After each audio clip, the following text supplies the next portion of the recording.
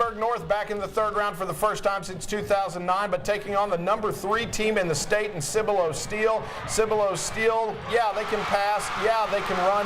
What they do most is play defense. And Edinburgh North did not play horrible defense last night, believe it or not, despite what the what everything might show you. That's Jordan Stearns right there, 75-yard punt return. He's committed to Oklahoma State.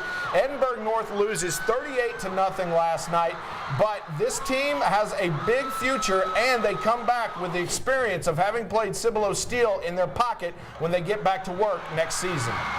Just came together as a unit, offense, defense, and we didn't have the superstars. We didn't have those 1,000-yard rushers. They just found a way to win and win ball games. So very pleased with all that. We represented our district well with Sharyland and that, and going 3 rounds. So look forward to another challenge next year. But the kids know what it takes to get here and what it's going to take to get past this position. So work a little harder and get after it. But they've got a taste of it, and hopefully that's enough to keep them going. Let's talk about what will keep Edinburgh North going, namely the running game. They've got both running backs, Adrian Alvarez, Matt Whitesides. They've got big David coming back as the lineman. Joe, this team looks like they're set for next year. They don't lose their quarterback, they lose their main linebacker, but they don't look bad coming back. And they pitched a shutout in the first quarter against that team. Don't get lost in that shuffle. You sustain that for 4 quarters, you go into the big what-ifs. Yeah, they got a lot of weapons coming back, and Coach underplayed that a little bit, but he's got to be excited about what's coming back for this team. Anzaldua, that was the name I couldn't get. David Anzaldua. The guy is huge. He's already like 6'7", and he's just a junior. Armando, you have to like what the Cougars have coming back.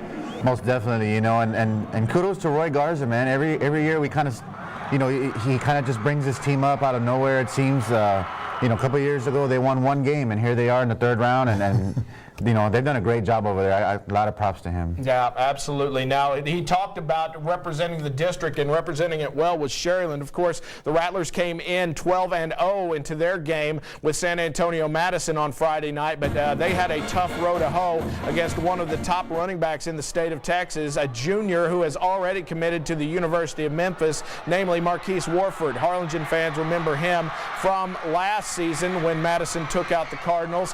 Meanwhile, Warford last night took out the Friday night took out the Rattlers, over 200 yards, some big touchdowns in this one. Madison wins, only allows and gets a safety in the end. Trace Barrera, he got 13 points, a touchdown to Cody Serta at the end, a great way to finish his career. He talked about finishing that career and what comes next for the Rattlers.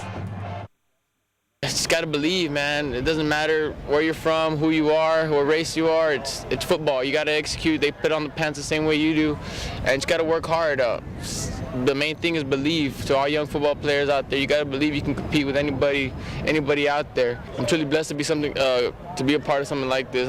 Something I'll never forget. It's the greatest feeling in the world to be under these lights in front of all these people with your brothers that you build a bond with. And it was a great season, something I'll never forget for the rest of my life, and I'm sure the guys won't either. The great thing about Trace Barrera is we get to watch him play baseball for a season before he leaves Sharyland. That's great. What Sharyland's got is 2/3 of their roster is made up of seniors, guys. 40 out of 60 guys are seniors. So now we have to wonder who's coming back. One of the guys coming back, Sean Landez, the guy who scored this 109.9-yard touchdown off a missed field goal. Sharyland always seems to find a way to reload, though, Armando.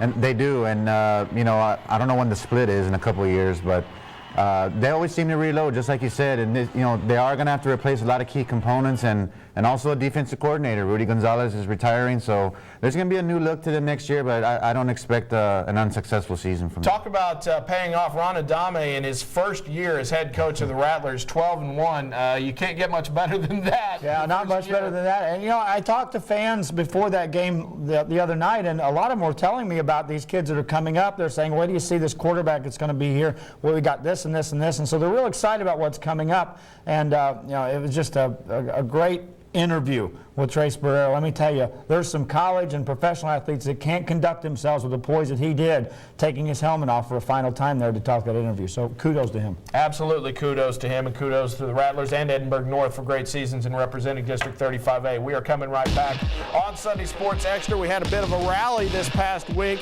Some people who want their coach back. We'll hear from one of the coaches standing up, and we are talking about, how about a tough break for Ed Couch-Elsa. More turnovers for the Jackets doom them against Brennan. It's all when we come back.